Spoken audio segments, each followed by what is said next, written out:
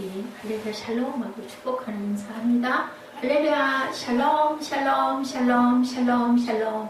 하나님 사랑합니다. 여러분 주 안에서 사랑합니다. 오늘 히브리서 12장 18절에서 24절 시온상을 산을 향해 나아가라 라는 제목으로 저와 함께 은혜를 나누시도록 합니다. 우리 전주에 말씀 나눴던 우리 14절부터 17절까지 우리 잠깐 함께 합독하고 우리 말씀 나눠봅니다. 우리 지난주에 우리 어떤 말씀을 묵상했는지 우리는 어떻게 해요? 우리 육신의 아버지가 우리를 징계하여도 12장 9절에 보니까 공경하였거든 하물며 모든 영의 아버지께 더욱 복종하며 살지 않겠느냐. 하나님께서는 사랑하는 자에게 어떻게 해요? 징계도 하시고 매도 때려주신다. 자기 자식이 아니면 어떻게 매를 때리고 징계를 할 수 있겠느냐 그러시죠? 그렇기 때문에 우리는 어떻게 한다고요? 12~3절에 피곤한 손과 연약한 무릎을 이렇게 세우고 발을 위하여 곧은 길을 너의 발을 위하여 곧은 길을 만들어 절뚝절뚝 저는 다리로 하여금 어그러지지 않고 고침을 받게 하라고 합니다. 그리고 14절부터 우리 함께 합독합니다. 모든 사람과 더불어 화평함과 거룩함을 따르라. 이것이 없이는 아무도 주를 보지 못하리라. 중요한 거는 하나님을 만날 수가 없답니다. 그게 화평과 거룩을 이루지 못하면 15절에 너희는 하나님의 은혜에 이르지 못하는 자가 없도록 하고 또 쓴뿌리가 나서 괴롭게 하여 많은 사람이 이로 말미암아 더럽게 되지 않게 하며 음행하는 자와 혹 한 그릇 음식을 위하여 장자의 명분을 판 에서와 같이 망령된 자가 없도록 살피라. 장자의 명분을 팔았어요. 뭐를 버린 거예요? 하나님을 버린 거예요. 성령 하나님을 버린 거죠. 뭐를 위해서? 세상에 내 육신의 배고픔을 채우기 위해서. 그러니까 세상을 택했다는 얘기예요. 그렇게 해서 망령 났다는 말이죠. 우리 말에도 뭐 망령 났다. 그런 망령된 자가 되지 말라라고 말합니다. 17절에 너희가 아는 바와 같이 그가 그 후에 축복을 이어받으려고 눈물을 흘리며 구하되 버린 바가 되어 회개할 기회를 얻지 못하였느니라. 너는 만질 수 있고 불이 붙은 산과 침침함과 고강과 폭풍과 나팔소리와 말하는 소리가 있는 곳에 이른 것이 아니라 그 소리를 듣는 자들은 더 말씀하지 아니하시기를 구하였으니 이는 짐승이라도 그 산에 들어가면 돌로 침을 당하리라 하신 명령을 그들이 견디지 못합니다. 아주 무서운 말씀, 계시록에 있는 그런 말씀이 지금 오늘 여기에 시나이산이라는 산이 등장을 합니다. 너희는 시나인 산으로 가지 말고 어디로 가라고요? 시온산으로 가라. 시온이 뭐예요? 시온의 영광이 빛나는 아침. 예수께서 재림하신 그 성에 너희들이 거해야 될 것이다 라는 거예요. 크게 우리 본문 말씀을 두 대목으로 나누면 한 대목은 18절에서 21절까지 우리 잠깐 아까 읽어봤죠. 그 보이는 바가 이렇듯 무섭기로 모세도 이르되 내가 심히 두렵고 떨린다 하였느니라. 모세도 그 사건 상황을 보고 어때요? 이는 짐승이라도 그 산에 들어가면 돌로 침을 당하리라 하신 명령을 그들이 절대로 견딜 수가 없을 것이다. 너희는 만질 수 있고 불이 붙은 산과 침침함과 흑암과 폭풍과 나팔소리와 말하는 소리가 있는 곳에 이른 것이 아니라 그 소리를 듣는 자들은 더 말씀하지 아니하시기를 구할 것이다 라고 이렇게 말씀을 합니다. 이렇게 무서운 뭐예요? 출애굽기가 신명기 하나님 현현에 대한 묘사가 여기 이렇게 나타나 있어요. 우리가 신명기를 지난번에 다 신명기 끝까지 한번 묵상했죠. 그리고 또 하나는 22절에서 24절로 초기 기독교 공동체가 희망하고 있던 하나님의 나라에 대해서 말씀합니다. 우리 다시 한번 그 구절 함께 합독합니다. 그러나 너희가 이른 곳은 시온산과 살아계신 하나님의 도성인 하늘의 예루살렘과 천만 천사와 하늘에 기록된 장자들의 모임과 교회와 만민의 심판자이신 하나님과 및 온전하게 된 의인의 영들과 새 언약의 중보자이신 예수와 및 아벨의 피보다 더 나은 것을 말하는 뿌리 피니라 무슨 얘기예요? 뿌리 피로 인하여 우리가 구원받았다. 어디서? 시온에서. 너희는 화평함과 거룩함을 따라가야만 그러한 것을 입을 수가 있다라는 말씀이 우리 본문의 증거입니다. 이것이 없이는 아무도 주를 보지 못하리라. 그렇기 때문에 우리는 경건함과 두려움으로 하나님을 기쁘시게 섬겨야 된다라는 게 이제 28절에 나타나 있는데요. 오늘은 24절까지지만 결론은 28절 말씀이죠. 우리는 어떻게 하라고요? 우리가 흔들리지 않는 나라를 받았은즉 은혜를 받자 이로 말미암아 경건함과 두려움으로 하나님을 기쁘시게 섬길지니 우리 하나님은 소멸하는 불이시니라. 우리 하나님은 불이시라라고 이렇게 아주 어떻게 보면 엄청 엄격한 말씀을 하고 있습니다. 우리가 경건함과 두려움으로 하나님을 기쁘시게 섬겨야 하는 이유가 바로 28절 말씀이죠. 흔들리지 않는 천국을 약속받았기 때문이다. 히브리서 12장 또한 29절에도 하나님은 소멸하는 불이시기 때문이다라고 그 말미에 붙이고 있습니다. 고린도후서 5장 9절에서 10절에도 우리는 몸으로 있든지 떠나든지 주를 기쁘시게 하는 자가 되기를 힘쓰노라. 이는 우리가 다 반드시 그리스도의 심판대 앞에 나타나게 되어 각각 선악간에 그 몸에 행한 것을 따라 뭐 한다고요? 받으려 함이라. 우리가 우리 심은 대로 거둔다라는 말씀을 여기서 하고 있어요. 그래서 시나이 산을 가지 말고 어디로 가라고요? 너희는 시온을 향해서 가라. 그게 바로 너희가 살 길이다 라는 말씀이에요. 자, 우리가 잘 보면 관성의 법칙이라는 게 있죠. 이게 뭐예요? 도로 그리 자꾸 돌아가려고. 누가 그랬어요? 출애굽한 백성들이 그랬죠. 큰 애굽에서 그래도 총살이 할 때는 배부르게 먹었는데 이게 뭐예요? 세상의 그 육신의 정욕, 그죠? 안목의 정욕. 안 그래도 거기서 그렇게 일은 꿍꿍했어도 배는 골치 않고 살고 편안했는데 이거 고난이 광야 언제 끝이 날 거야. 가도 맨날 뺑뺑 돌고 뙤약볕과 그리고 아주 혹한의 추위와 도저히 먹을 것도 없고 하늘에서 맨날 내려오는 거 똑같은 것만 내려오고 고기도 못 먹고 마늘도 못 먹고 파도 못 먹고 막 이러고 불평불만을 합니다. 목말라 죽겠는데 우리를 이제 이 사막에서 죽게 하려고 하느냐 모세에게. 결국은 그래가지고는 그거를 돌아가야 가나안의 나머지가 가야 되기 때문에 40년이 걸려서 그 1세대들이 여호수아와 갈렙만 남고 다 죽어버렸어요. 그리고는 이제 자라난 그래도 광야에서도 할 건 다 해요. 자녀들 낳아가지고 또 2세대들이 또 그만한 그 인구가 된 거예요. 그래서 오늘 새벽에 우리 길갈 얘기 들었죠? 거기서 할례를 행해라. 왜냐하면 그 광야에서 아무도 할례를 받을 수가 없었기 때문에 이제는 그나마 어디 요단을 건너가지고 그 지점에 와가지고는 정착을 하면서 제일 먼저 한 게 그 할례인데 그게 뭐예요? 그게 우리가 침례받는 행위예요. 예수 안에 들어가는 행위. 구원, 너희는 이제 새로운 새 사람들이 다 됐어. 광야 건너왔으니까. 왜냐하면 언약의 땅에 들어왔잖아요. 가나안에서 너희들이 잘 살 거야. 내 율례를 잘 지켜. 그러면 내가 너희들을 잘 살게 해줄 것인데 그 표징으로 누구만 지금 할례를 하고 있어요? 여호수아와 갈렙만 할례한 상태예요. 그러니까 이제는 새로운 세대들은 새롭게 내가 너희를 구원해 줄 것이다 라는 그게 바로 이제 시온의 영광이 빛나는 아침이 된 그런 역사가 여호수아서의 5장에 나타나 있었던 오늘 새벽 예배 우리 함께 나눈 묵상입니다.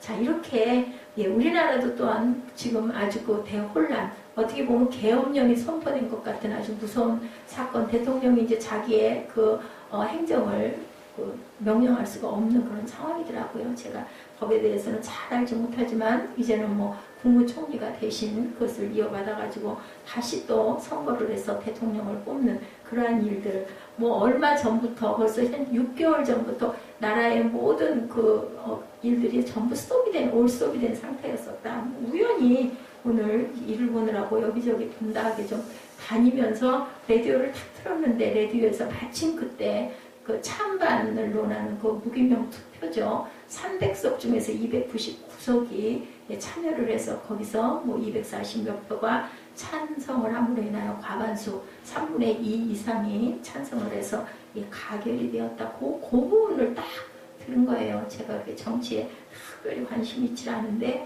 얘기를 듣고는 정말 정신이 버떡 나고, 한편으로는 나도 여성인데 우리나라도 이제는 영국 뭐 대처 수상 뭐 또 여자 그 수상들 아주 훌륭한 분들 많으시죠. 그분들처럼 우리나라도 이제는 여성의 목소리, 여성이 사립을 잘해서 나라를 정말 잘 세워나갈 거다. 그 부정부패, 비리 다 없어지고 했는데 또한 이런 일들이 탁 일어나고, 이제는 또 뭐예요? 우상을 섬기고 그 완전히 그냥 아주 무당에게 가서 절하고 비는 뭐예요?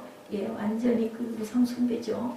그럼으로 인하여 하나님께 영적인 야단을 맞는 그 친자식이기 때문에, 어떤 면으로는 우리가 하나님의 자녀들이기 때문에 이 나라가 하나님이 택한 나라이기 때문에 이런 환란을 통해서 다시 정신을 차리고 새롭게 쓰는 그때가 돌아오겠구나라는 저는 한편으로는 그런 소망을, 그렇게 안 됐더라면 계속 그러고 갔을 거 아니에요. 그러면 나라가 어떻게 됐겠어요. 그런 마음을 정말 안타깝지만 그래도 이것도 하나의 과도기다. 해방 이후 60년 가까이 남한 사회를 지배하던 일제 식민의 권위주의가 근본적으로 허물어지는 과도기라고 우리가 생각해 볼 수도 있구나라는 저는 그 생각까지 했습니다. 이 과도기를 통해서 이 나라의 새로운 삶의 내용과 질서가 세워질 수 있을지에 대해서 확실하게 우리가 누구도 확실하게 아는 사람은 없어요. 뭐 해야 되겠어요? 기도의 소리가 높아야 되겠죠. 우리 사람이 할 수 없는 거는 할 수 없어요. 하나님밖에 하실 수가 없어요. 하나님 주권에 맡겨드려야 돼요. 안타깝지만 그죠? 박근혜 대통령의 심정은 또 어떻겠어요? 뭐 혼자만 잘못했겠습니까? 밑에서 받드는 분들이 또 여러 가지의 그 실수들이 많았겠죠. 그것을 뭐 어떻게 제가 그걸 환히 뭐라고 저희는 뭐 절대로 판단할 수는 없죠. 두 가지 이유가 있는데, 하나는 변화가 일반 대중에게 주는 불안감. 사람들은 안주하고 싶어 해요. 그러니까 그 종살이 하던 그 바벨론에서 그냥 있었으면 한 소리를 하는 거죠. 종은 싫은데 그래도 뭐라 그래요? 당장에 잠자리 있고 먹을 것 있고 하니까 광야보다는 그게 낫지. 삶은 얼마나 산다고 이 고생을 할 일이야.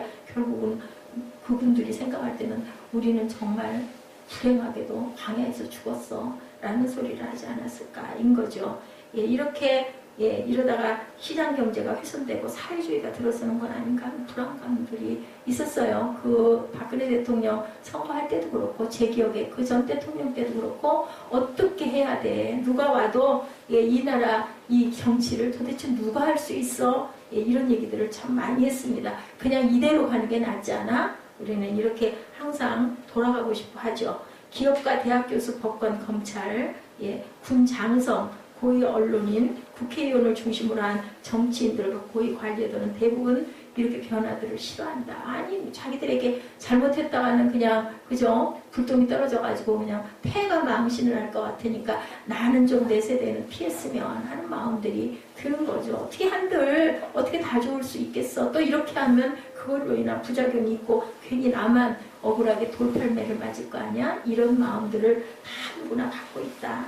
이런 현상은 개인에게도 마찬가지죠. 어렸을 때 받은 교육과 형성된 정서는 쉽지 않아요. 잘 안 변해요. 제가 생각을 해봐도 그렇더라고요. 제가 오늘 뭐 어이없는 그 논술 시험 문제가 기가 막히게 오늘 그래서 오늘 그 시험을 다 보지도 못하고 반토막밖에 못 봤는데 세상에 퀴즈 한 문제가 나왔는데 그 퀴즈가 퀴즈 5분이면 끝나거든요. 대개 퀴즈는 지금까지 제 예로 봤을 때는 퀴즈가 1시간짜리예요.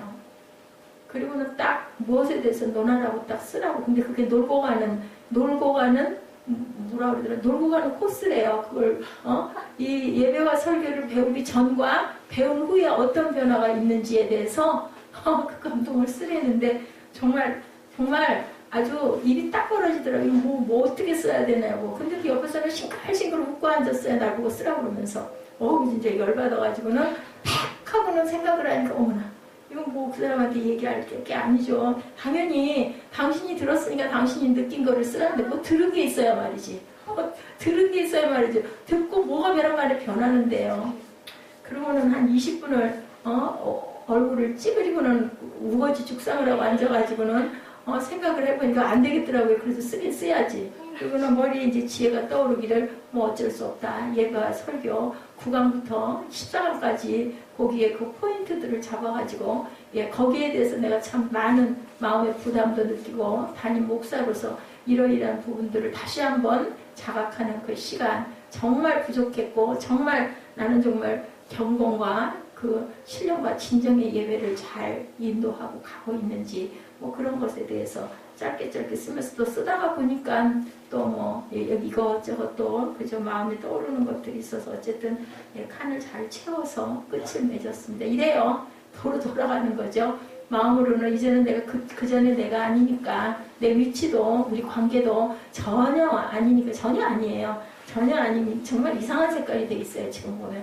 그러니까 그러면 안 되지. 뭐 깍듯이 대접하고 뭐 고맙잖아요. 도와주니까.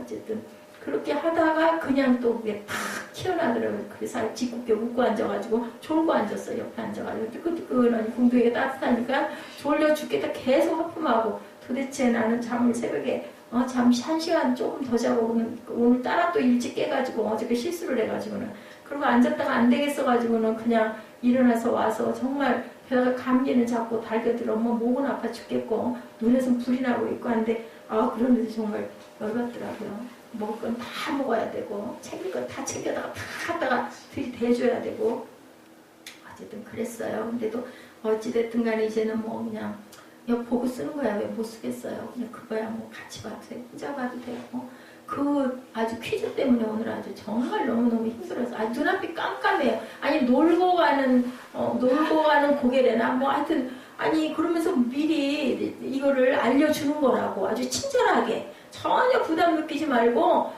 쉬어가는 자리니까 퀴즈에 임해달라고.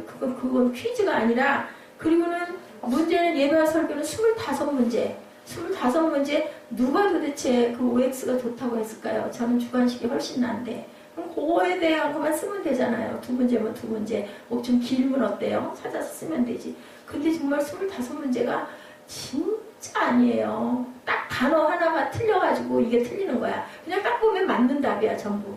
근데 거기에서 틀린 거를 찾아라.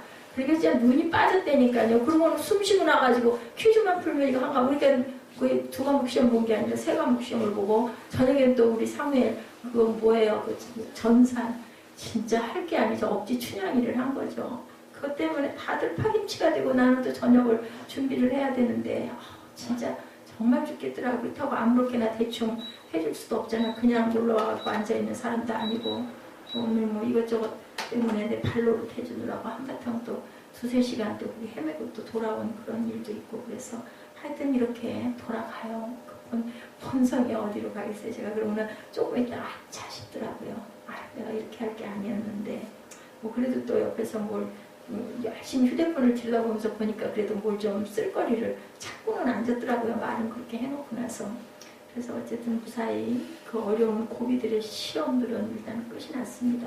야훼 하나님은 광야 생활을 시작한 이스라엘 백성들에게 자신을 구체적으로 계시하기로 작정하신 거예요. 무슨 사건이요? 요단 사건. 그죠? 홍해 가른 사건의 세대는요 다 돌아갔어요. 이제는 그 홍해를 본 세대는 하나도 없는 거야. 그러니까 이제 요단강을 들어서라. 그러면서 물이 상류에서 딱 멈춰주는 역사. 그거 기념해. 하나님도 참 보면 드러내기 좋아하시는 분이셔요.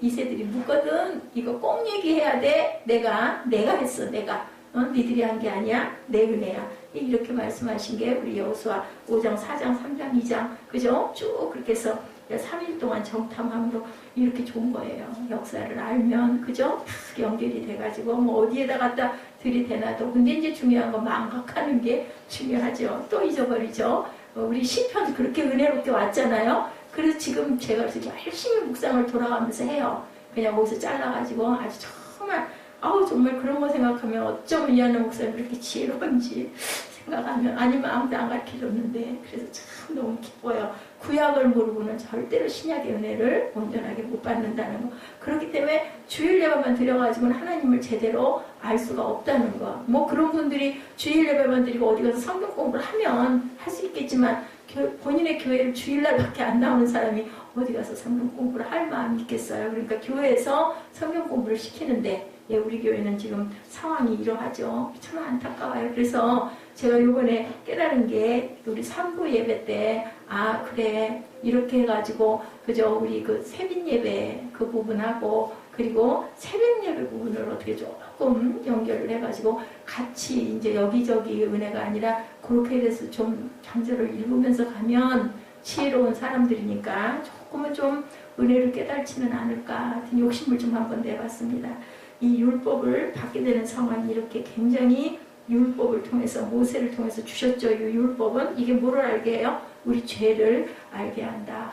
이 죄에 대한 문제도 오늘 이상하게 문제를 꽈가지고 결국은 바울 전사님하고 저하고 이견이 났어요. 바울 전사님 답이다. 나는 아니다. 왜냐하면 거기서 지식이라고 표현이 되어 있더라고요. 하나님의 말씀은 아니다. 이거 진리다. 그래가지고는 결국은 어쨌든 아유 뭐 목사님 시험이니까 그냥 그러면 알아서 하세요. 그래서 어쨌든 X를 해놨습니다. 그거 가지고 아주 머리꼴치를 앓다가 아주 단어 한 자씩을 그렇게 삐뚤어 놓고 그리고 왕을 갖다가 뭐 그 사단 이런 식으로 해서 딱 들어보면 맞는 답이야. 근데 제가 그거 평가 문제 안 봤으면 어쩌고 엄청 어렵더라고요. 뭐가 문제 헷갈려가지고 알 수가 없어서 이 교수님은 이런 스타일이구나 했더니 25문제가 다 그렇게 나왔어요.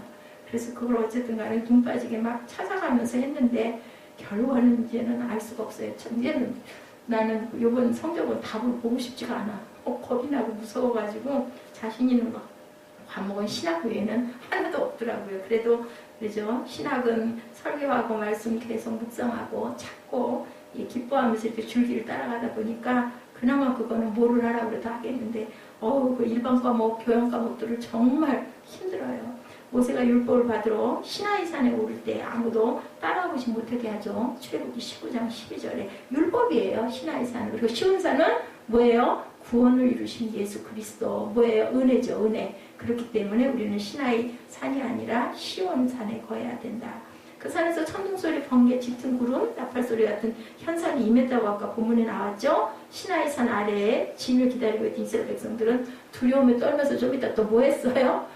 우상. 우상. 무슨 우상? 만몬상. 뭐 해달라고? 부요의 축복을 달라고 금송아지 만들어놓고 비는 사건이 일어나죠. 진짜 하나님이 보셔도 기가 막힌 자식들이에요. 그죠? 우리 자녀들 속썩이면 얼마나 기막힙니까? 우리 하나님 마음은 근데 그거보다 훨씬 더 하셨을 것 같다는 생각이 들더라고요. 모세마저도 나는 무서워서 떨린다. 그 무서운 짓들을 하고 있는 거를 모세는 늘 하나님과 대화를 했잖아요. 출애굽기에도 보면 그렇고 오늘 이번에 그 신명기에도 여호수아에도 이제는 하나님이 누구에게 말씀하세요? 여호수아에게 말씀하시잖아요. 모세 때는 모세에게 나타나셔서 말씀하시고 백성들은 어떻게 했어요? 무서우니까 우리가 듣게 하지 말고 당신이 들어서 우리를 알려달라고. 왜냐하면 죽을 것 같으니까 너무 무서운 거죠. 그러니까 우리도 만약에 하나님이 퍽 나타나셔가지고 너 이 녀석 그래봐요. 진짜 뭐 정말 잘못할 사람이 있을까요? 무서워가지고 저는 간이 졸아가지고 못된 짓은 못할 것 같아요. 그 세대는 그랬다는 거죠. 하나님이 모세에게 현현하시고 율법이 기록된 거룩한 시나이 산에 사람도 접근할 수 없고 짐승도 아까 거기 나오죠. 본문에 두려워서 무서워서 거기서는 견뎌낼 짐승도 한 마리도 없었다. 모두 다 죽었다라는 얘기예요. 모세마저도 나는 너무 무서워서 떨린다. 하나님이 도구로 사용하시는 모세인데도 모세가 있어야 출애굽을 시키잖아요. 그렇기 때문에 모세는 살려놓을 거고 나를 죽이시겠어? 인데도 무섭고 두렵고 떨리는 거 무서운 거죠. 하나님의 거룩함이 가득하다고 알려진 이 시나이 산 짐승은 전승은 짐승들도 못 견뎌했다라는 거죠. 그래서 이스라엘 백성들의 가슴속에 강렬한 빛으로 새겨져 있는 거예요. 너무너무 무서운 하나님이다인 거죠. 일종의 화산 폭발과 지진이 동반된 이런 자연재해야말로 고대인들에게는 신의 현현 사건으로 받아들이게 안성맞춤이었다. 지금 우리가 보면 과학이잖아요. 사화산, 뭐 휴화산, 활화산 막 그렇게 있죠. 안에서 용암이 터져가지고 올라오는 그게 그 고대 사람들의 마음에는 하나님이 화내셔가지고 막 불을 막 그냥 갖다 던져서 우리를 죽이고 완전히 땅이 뒤집어지고 막 그죠? 하늘이 내려앉는 그런 사건들 얼마나 무섭겠어요. 이렇게 생각을 했다는 거죠. 천둥이 쳐도 뭐 지진이 일어나도 그죠? 번개가 쳐도 하나님이 누구하셨어 이런 거죠. 인간이 실제로 두려움을 느낄 만한 폭발적인 현상이 우리 심층에 있는 뭐예요? 여러 가지 사건들을 이렇게 만들어서 우리가 두려움에 떨게 만든다. 그래서 결론을 보니까 두려워하는 건 사단이다. 제가 사무엘 때문에 진짜 큰일 났다 라고 얘기를 했더니 그러더라고요. 두려워하지 말라고. 그러게요. 그 사람도 계속 성경을 가르치다 보니까 많이 변했더라고요. 그런 부분들이. 우리가 그냥 맡기고 기도할 수밖에 없겠다고 한숨을 쉬면서 그 얘기를 하는 걸 들었습니다. 겁낸다고 두려워한다고 변할 건 아무것도 없어요. 내가 좀 불편해도 어떡하겠어요. 그것도 감당하고 극복하고 가야 되겠죠. 종교심을 불러일으킨다는 점에서 히브리서 공동체가 시나이 산의 전승으로 돌아가고 싶어 했다는 사실은 방해할 수도 있다. 제가 히브리서 금요일 날마다 우리 히브리서 강의하잖아요. 근데 예배와 설교에 히브리서 강의가 있었어요. 그래서 오늘 굉장히 덕을 많이 받습니다. 실제니까. 그리고 주보 만들기도 있었어요. 그래서 이제 그런 부분들, 구약과 신약을 접목하는 그런 부분들. 우리는 이사야가 끝나고 나서 지금 사도행전이거든요. 그래서 보니까 전부 다 로마서, 히브리서, 사도행전 전부 성령 행전 부분으로 가고 있어서 구약이 없잖아요. 또 그 설명을 한 게 새벽 예배로 구약을 대체하고 있습니다. 라고 이렇게 증거했습니다. 하나님의 은혜예요. 다들 그냥 신학하고 있는 학생들이고 그런데 저는 늦게 공부하다 보니까 어떤 면으로는 거꾸로 굉장히 은혜를 받기도 합니다. 망망한 바다를 마주 대하면 우리가 얼마나 왜소한지 알 수 있죠. 하다가 흉흉하고 막 정말 막 쓰나미가 몰려오고 지진으로 막 그죠? 기가 막힌 빌딩들이 땅속으로 깊이 박혀버리고 그거 누가 막을 수가 있겠어요? 아무리 과학의 힘이 대단하다고 그걸 방지할 수가 없죠. 기껏 한다는 게 뭐예요? 이제는 지진에 견디는 건물을 짓는 것 정도, 그죠? 대비하는. 그렇지만 그 지진의 강도가 더 커지면 그것도 무너져 버릴 수 없는 거예요. 그렇기 때문에 우리는 정말 미약한 존재들인 거죠. 망망한 바다를 마주 대하면 이렇게 우리는 기막힌 거죠. 그리고 우리가 환난과 고난을 당하면 정말 손 쓸 수도 없고 나는 살았다 할 이유가 없다라는, 살았다 할 존재가 아니라는 생각을 하게 됩니다. 신앙적인 눈으로 그것을 대한다면 하나님의 능력을 느낄 수가 있겠죠. 오늘 사무엘이 학교에서 1시간 이상 늦어야 되고 고집을 빡빡 부렸는데 조금 이따 전화가 와가지고는 오늘 못하게 되고 아주 시무룩한 목소리로 오늘 만드는 걸 못하게 됐어. 이제 방학을 할 때가 되니까 그 팝송 경연대회를 하신대요. 학교에서 1학년 전체가. 그래서 본인이 애들 몇 명하고 영상을 만드는 걸 맡았기 때문에 자기는 학교는 수업은 끝났는데 1시간 반 이상 늦어야 된다는 거죠. 그 얘기를 해가지고 오늘은 조금 일찍 와야지 이거 어떡하냐. 그러고 있는데 조금 이따 그런 얘기, 식사 시간에 그 얘기를 하니까는 컴퓨터가 꺼져서 전에는 데스크탑이었는데 이번에는 노트북이다 보니까 안 돼가지고 선생님이 어쩌고 저쩌고 어째서 못하게 됐다고 하니까는 바울 전도사님이 그 위에는 하나님이 계셔. 오늘 시험 봐야 되기 때문에 이들이 그걸 못하게 됐다는 생각을 안 하니 그런 얘기를 하는 걸 옆에서 들었습니다. 하나님의 능력을 우리가 이렇게 느껴 알 줄 알아야 된다.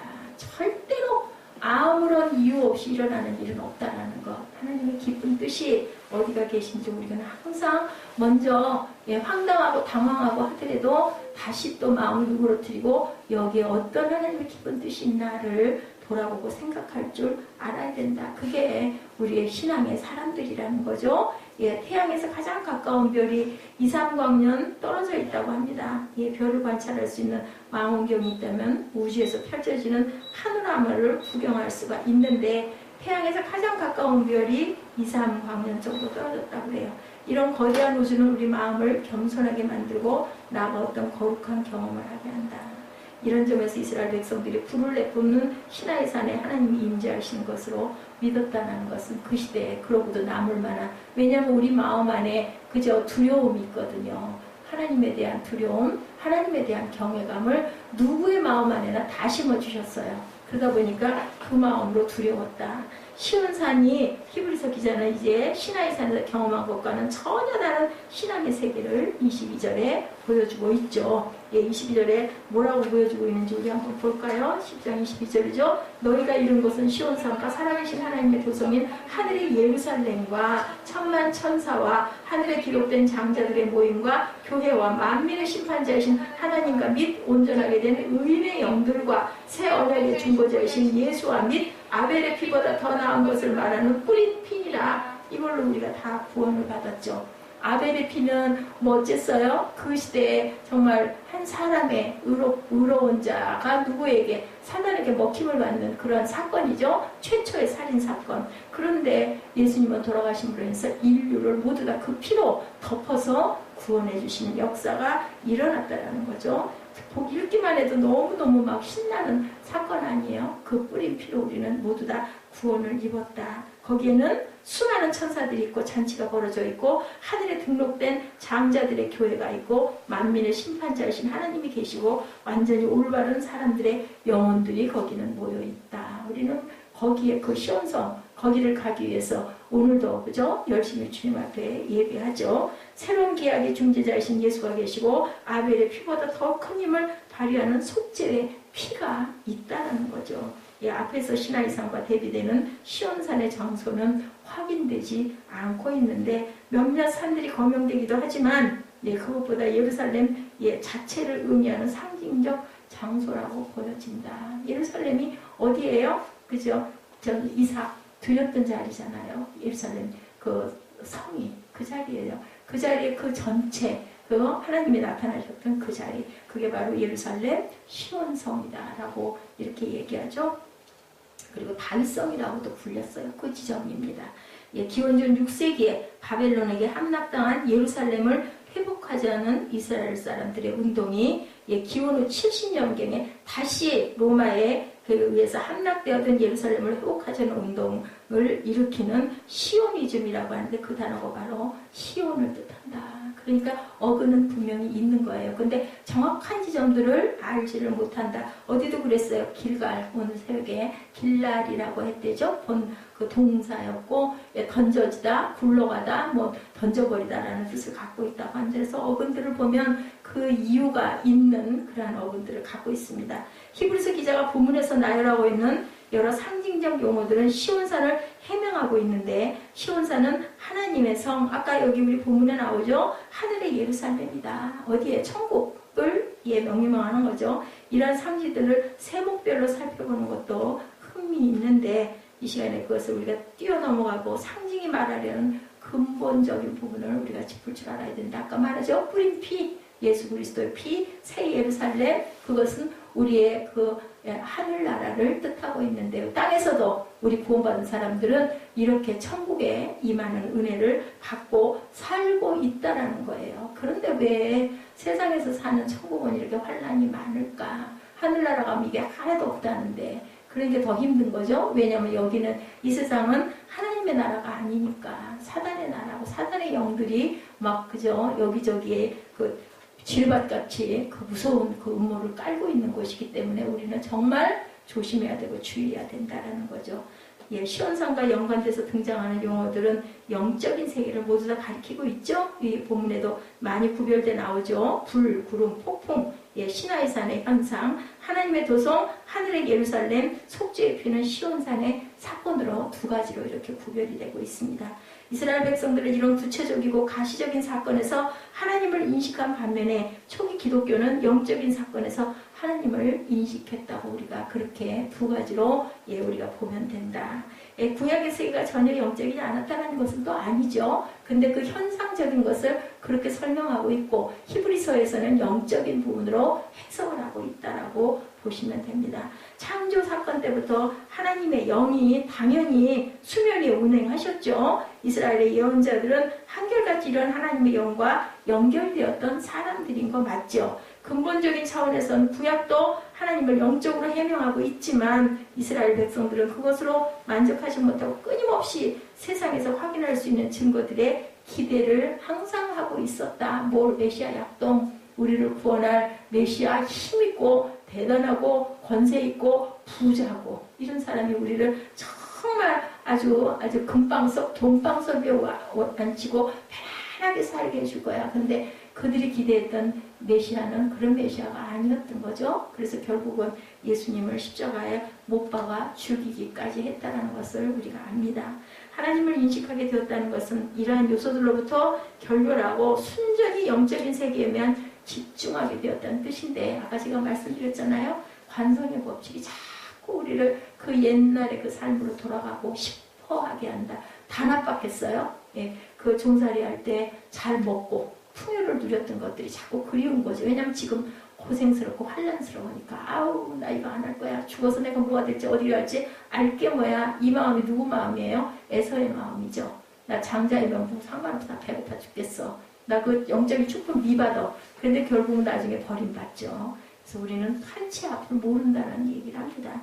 이런 영적인 세계가 구체적으로 설명하는 것은 상징적 용어들을 통해서 하나님 나라와 계시를 언급하는 이유도 영적인 것을 우리가 이 세상에서 확인할 수 있는 것과는 전혀 차원을 달리하고 있다. 그래서 하나님의 마음은, 하나님의 뜻은, 하나님의 깊이는 우리가 다 알 수가 없다고 그러죠. 너무 뜻이 높고 깊기 때문에. 여기 바로 기독교 선교가 감당해야 할 딜레마가 있다는 거죠. 연구과제, 고민의 과제입니다.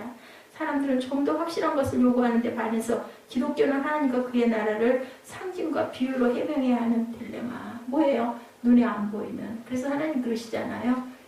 너희 친부모에게도 효도 못하면서 눈에 안 보이는 나에게 너희들이 어떻게 효도를 할래? 이렇게 단적으로 표현하고 계시는 거죠.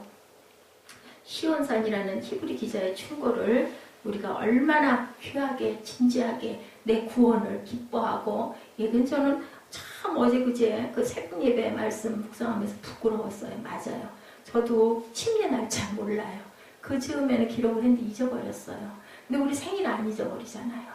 그런 거 보면 정말 우리는 부끄러운 존재들이다. 난 정말 보잘것이 없구나라는 생각을 했습니다. 형식적으로는 우리가 바른 신앙 안에 머물러 있을지 모르지만 이렇게 실제적으로는 신화의 산을 그리워하고 있는지도 모르겠다.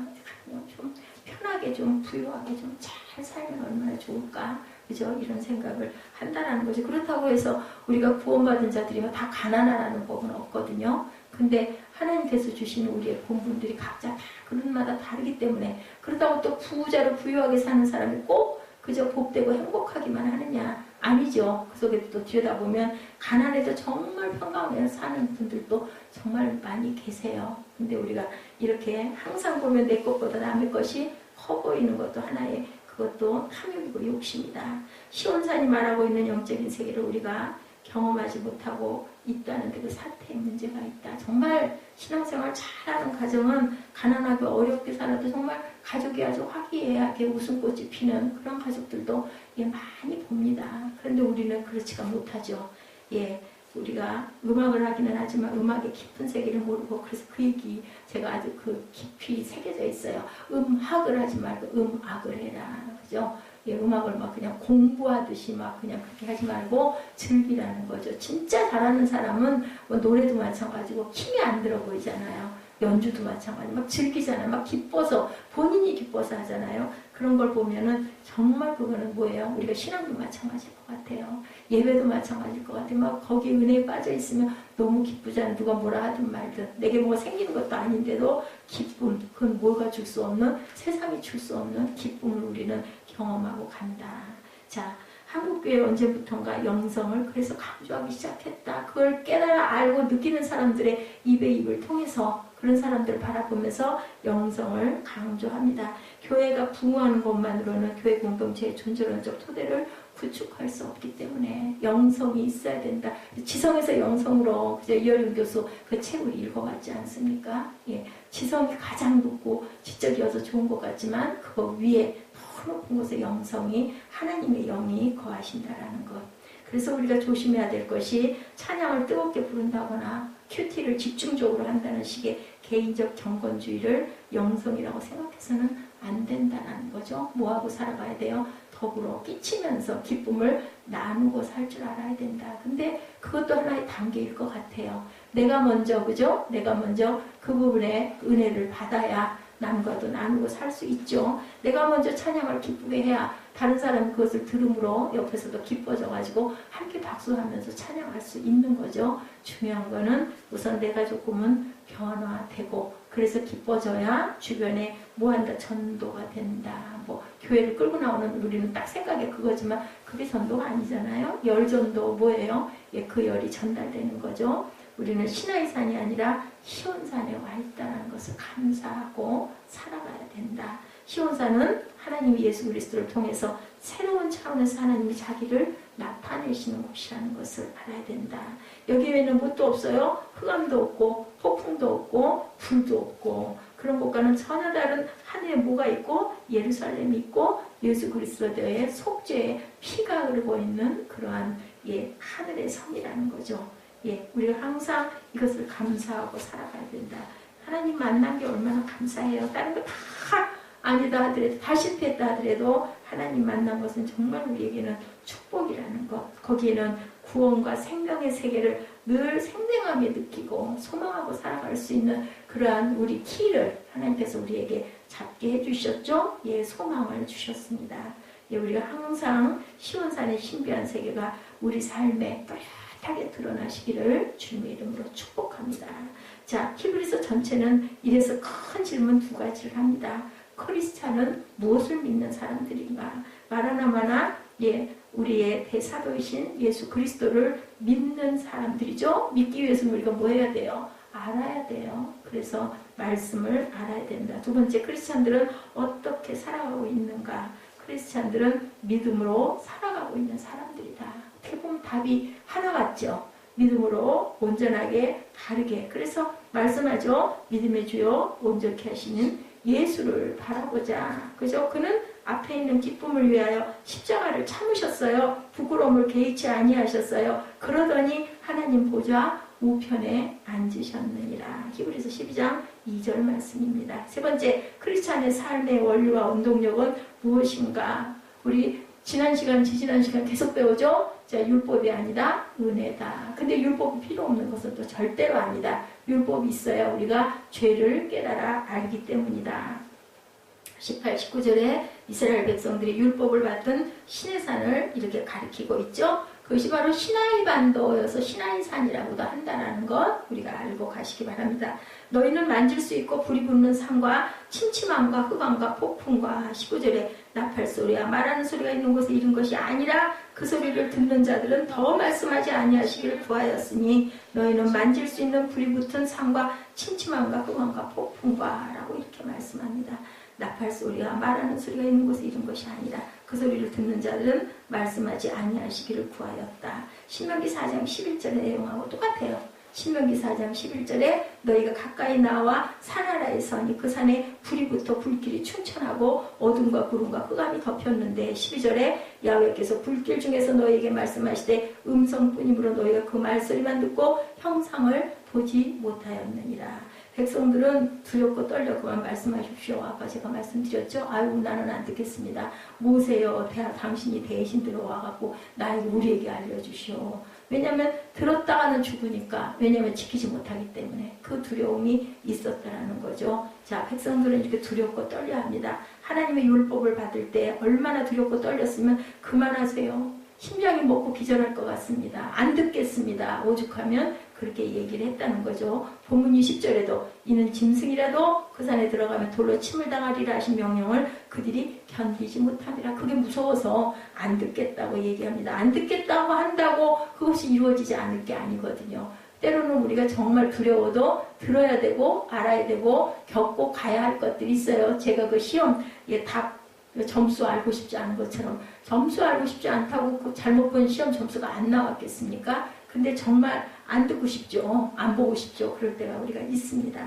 출애굽기 19장 12, 3절에 말씀합니다. 똑같은 말씀입니다. 화염이 충천한 흑암과 폭풍이 있는 하나님의 산에 오를 수 있는 사람은 하나도 없고 12절에 너는 백성을 위하여 주위의 경계를 정하고 이르기를 너희는 삼가 산에 오르거나 그 경계를 침범하지 말지니 산을 침범하는 자는 반드시 죽임을 당할 것이다. 어떤 산이기 때문에 하나님의 산이기 때문에 너희들이 그렇게 침범하고 갔다가는 너희들은 반드시 죽어. 13절에 그런 자에게는 손을 대지 말고 돌로 쳐 죽이거나 화살로 쏘아 죽여라 하리니 짐승이나 사람을 망라하고 살아남지 못하리라 하고 나팔을 길게 불거든 산 앞에 이를 것이니라. 이렇게 같은 말씀을 오늘 본문 21절에도 모세도 그 산은 두렵고 떨리는 산이다. 너무 무섭고 두렵다. 어디가요? 신의 산이 시나이 산이 그랬다는 거죠. 철저한 공포와 두려움이 바로 율법이다 라고 이렇게 얘기를 해요. 그 율법을 지킬 자는 하나도 없기 때문에 나중에는 결국은 하나님께서 죽일 수 없으니까 예수 그리스도를 보내셨다라는 거죠. 본문 21절에 모세도 정말 무섭고 두렵고 떨려. 이렇게 무섭기로 모세도 이르되 내게 심히 두렵고 떨린다 하였느니라. 이 하나님이 인지하시고 율법이 선포되는 곳에서 모세도 두렵고 떨린다. 이 하나님의 율법 앞에 설 자가 누구냐? 아무도 없다. 그래서 하나님 앞에 서면 다 죽는다. 라고 얘기를 했다는 거죠. 마치 죽음을 선택해서도 피해서도 뒤돌아서서도 될 일이 아니라는 말씀이에요. 죽음은 내가 하겠다고 해서 되는 것도 아니고 죽음으로 가지 않겠다고 해서 안 갈 수 있는 것이 아니라는 거죠. 누구의 주권이에요? 하나님의 주권이다. 하나님은 그래서 이 구약의 율법을 지키지 못하는 사람들에게 두 번째로 주신 제도 장치가 우리가 공부했죠. 제사법. 그리고 그 다음에 오신 게 마지막 예수 단번에 드리신 그 화목제물 예수 그리스도시다라는 겁니다. 율법으로 습관으로 약간의 두려움으로 믿고 있는 사람들은 그렇게 믿어서는 안 된다라는 말씀을 하는 거죠. 하나님은 공포의 하나님도 아니시지만 이런 꾀에 사람들이 살짝 무슨 꾀예요? 얕은 꾀라고 얘기하죠. 그렇게 살짝 덮고 가려고 살짝 주일날만 붕둥이 붙였다가 일어나는 제가 그 예배와 설교 대바람에 그래도 조금 들어야 된다고 듣다가 보니까 그런 얘기 하시더라고요. 자기 주변에 아는 어떤 부목사님 말씀이 자기네 교회는 일부의 오시는 성도님들의 숫자가 700명에서 800명인데 식당을 맡아서 하시는 분이 한 분도 봉사하시는 분이 없어가지고 부목사님들, 사모님들이 식당을 돌아가면서 몇 분이 맡아가지고 그 당번을 정해서 하고 있고 자기들이 가서 목사님들이 가서 돕고 있다라고 얘기를 하시더라고.